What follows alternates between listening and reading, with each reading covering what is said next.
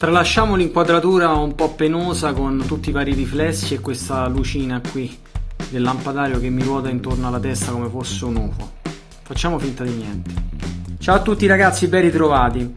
Allora, intanto una premessa è il format così identificato come la classifica, la top 5, top 10 di alcuni film, che potrebbe sembrare un po' inflazionato. Secondo me non è da sottovalutare, perché è intanto una struttura per rendere più fruibile certi film alle persone non avvezze, ma fondamentalmente anche per parlarvi e citarvi alcuni film che non vengono spesso portati alla vostra attenzione in altri video che trovate sempre sui vari canali YouTube.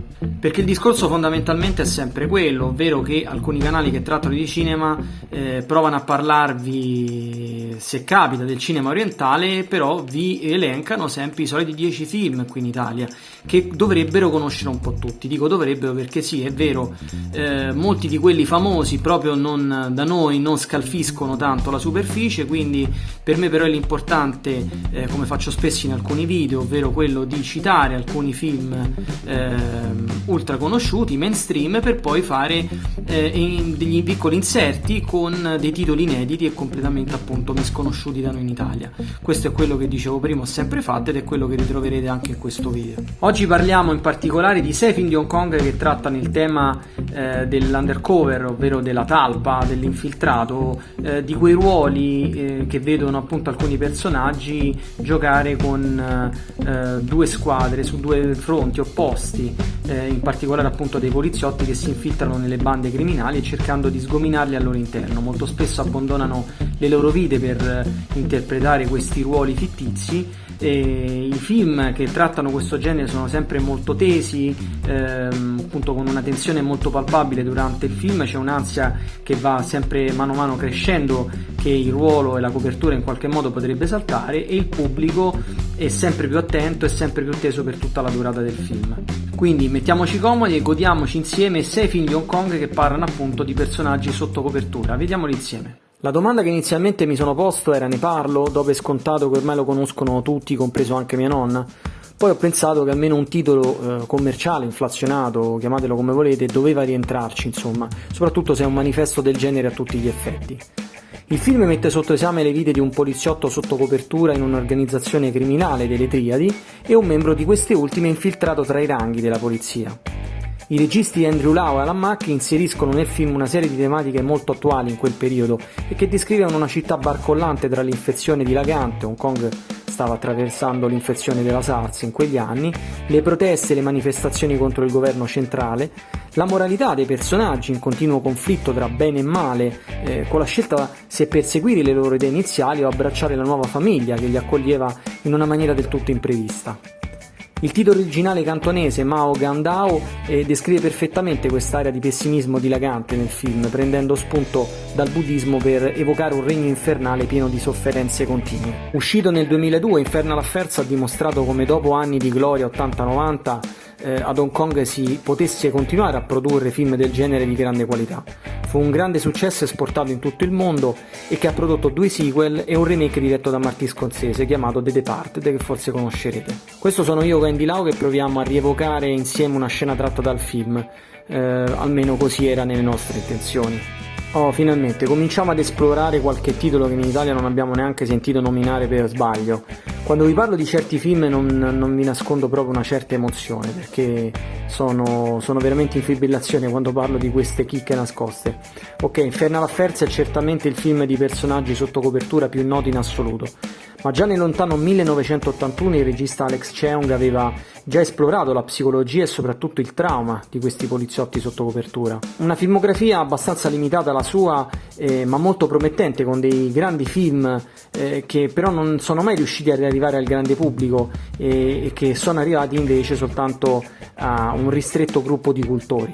Ah Chu, che non è uno starnuto, è un'anima turbolenta che temporaneamente crede di aver trovato se stesso nel lavoro sotto copertura, cerca di controllare 2 vite che viaggiano parallelamente, ma non fa altro che alienarsi sempre di più, venendo risucchiato in vortici di depressione e schizofrenia senza scampo. Il personaggio principale prende il suo compito inizialmente con grande eccitazione, sottovalutando però i vari aspetti che gli si presenteranno durante il film.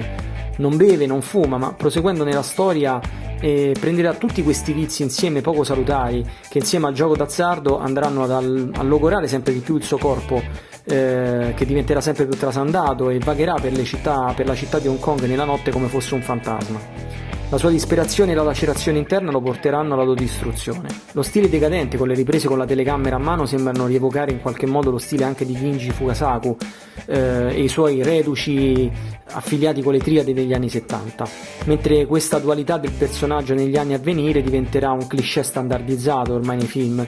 Nei film invece di Cheung il doppio volto del protagonista, che può essere capace di fare sia del bene che del male fino ad autodistruggersi, era e rimane ancora qualcosa di fresco e rappresentato quasi con delle tinte horror, se vogliamo. Ok, alleggeriamo un po' tutto il discorso parlando di un film con Jackie Chan, ma non è così leggero come si potrebbe pensare, anche perché non è facile trovare un film con Jackie che sfoggia un fucile mitragliatore nella locandina, ma tranquilli, questo non è proprio un film che non riuscirete a trovare, perché questo è arrivato anche da noi, ma purtroppo con più di qualche taglio nel montaggio che troverete e con un doppiaggio veramente da mani nei capelli.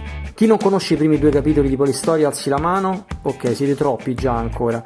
Quindi all'estero sono veramente dei cult assoluti i primi 2 Polistory, sono al pari degli action più classici che potrebbero venirvi in mente, mentre in Italia, sapete già la risposta. Se siete tra quelli che non conoscono questi meravigliosi classici di Hong Kong, vi invito a dare subito un occhio al mio video che è dedicato proprio a Polistoria, al primo, sempre sul mio canale.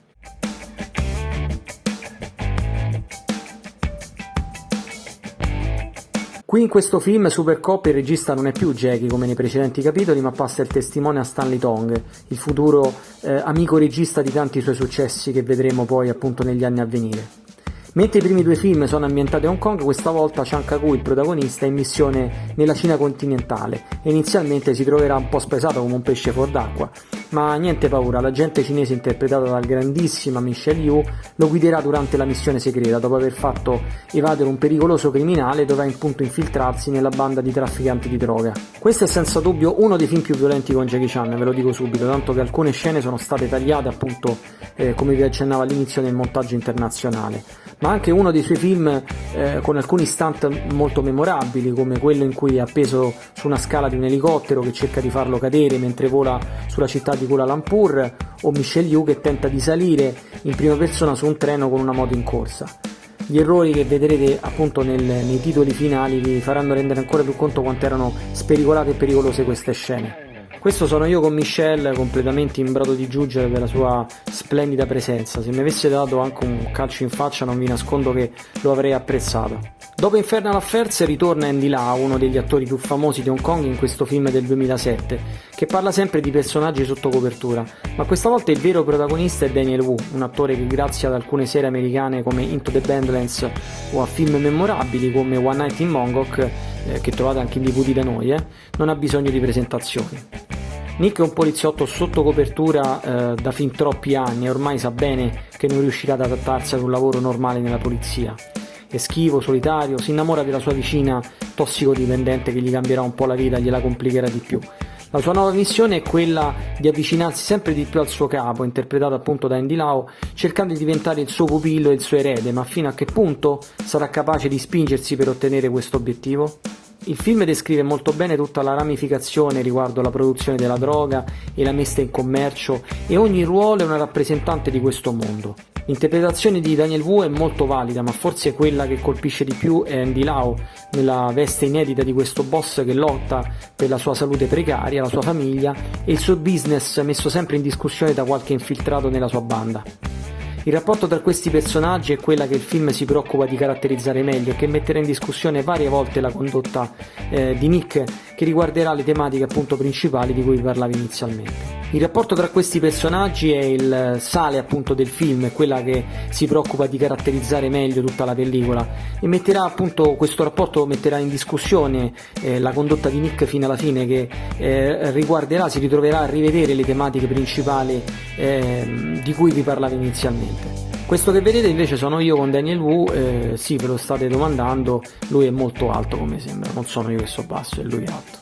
Ok, non vi parlerò brevemente di questo film perché è una grande pellicola del suo genere, con una grande sceneggiatura, con personaggi caratterizzati benissimo, no. Vi parlo di Flashpoint semplicemente perché le scene d'azione sono fenomenali e contiene alcuni dei combattimenti più belli mai visti sullo schermo. Ogni estimatore di questo genere di film dovrebbe averlo già visto alcune volte. Il regista del film è Wilson Yip, ovvero lo stesso regista dietro i film di Ip Man, uno dei maestri di Bruce Lee, lo ricorderete sicuramente, e che sono diventati famosi come lo sono poi alla fine i film di supereroi, dai, parliamoci chiaro, incredibilmente assurdi e sfacciati, come per esempio nel terzo capitolo, che si scontra addirittura con Mike Tyson. Eppure Wilson Yip nella sua filmografia ha anche grandi film, come ad esempio Bullets Over Summer, che vi consiglio però di recuperare assolutamente, perché si trova anche in Blu-ray addirittura in Italia.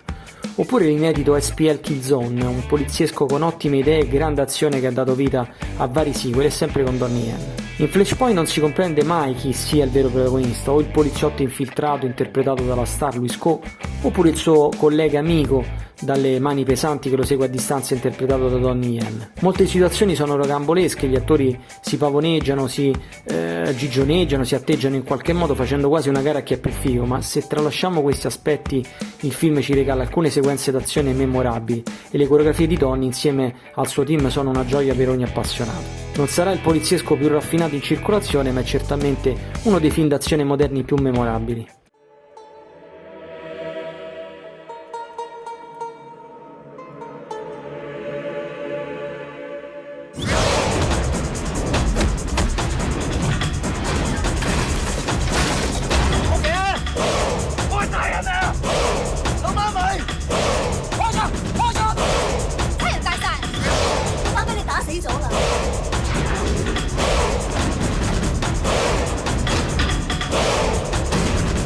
Questo sono io invece con Donnie Yen mentre gli sto sussurrando un orecchio quante volte ho visto, parlo seriamente, il combattimento finale di Flashpoint. Questa volta il gioco cambia leggermente perché abbiamo un criminale che diventa informatore per la polizia. Il regista Dante Lam nel 2019, in cui è uscito questo film, era specializzato già in polizieschi e thriller che strizzavano l'occhio in qualche modo a Michael Mann, Paul Greengrass, per l'estetica e l'approccio tecnico che utilizzava soprattutto. Negli ultimi tempi è tra i registi che sforrano quasi ogni anno film propagandistici per il governo di Pechino, ma sotto quel pesante strato di retorica è ancora possibile, intravedere la bravura di un tempo. Torniamo quindi al 2010 con Stulpigeon, interpretato dalla star Nicolas Tse, grande star di Hong Kong, che una volta uscito di prigione viene ingaggiato da Nick Cheng, altra grande star, per intrufolarsi in un giro di malavitosi per trasmettere informazioni a sua volta alla polizia. Se è perfetto nei panni del piccolo criminale con problemi personali, apparentemente debole, ma molto scaltro a non farsi scoprire pur di raggiungere il suo obiettivo. Nick Chang invece è straordinario nel ruolo del poliziotto che porta dentro di sé vari traumi che poi scoprirete guardando il film. Chang è stato anche un vero poliziotto negli anni '80, ma quando la sua domanda per diventare un detective è stata poi respinta si è unito all'industria del cinema, e questo ha dato sicuramente più risalto a molti dei suoi ruoli dove interpretava molto spesso poliziotti. Forse in questo film ci sono troppe sottotrame e qualche scena sentimentale di troppo, potrebbe forse farvi storcere il naso, ma la componente visiva e la recitazione sono molto accattivanti e Stulpigeon è una pregevole visione che vale la pena recuperare. Questo sono io con Nick Cheung mentre gli sto stringendo la mano, contento come un bimbo a Natale. Vabbè, cercare questi film non sarà una passeggiata come spesso capita, però se avete dimestichezza con l'inglese si tratterà soltanto di pescare nello stagno giusto oppure di acquistarli nei siti di rivendita all'estero, perché questo è quello che ci tocca ormai da diversi anni a noi fan, perché se aspettiamo che escano qui in Italia stiamo veramente freschi, anche se ogni tanto qualcosa si intravede, quindi insomma le speranze non sono mai dure a morire. Per il resto c'è la descrizione del video dove vi lascio i miei riferimenti social, c'è la sezione commenti se vogliamo parlare di questo e di altri argomenti, e ci rivediamo al prossimo video. Statemi bene, ciao!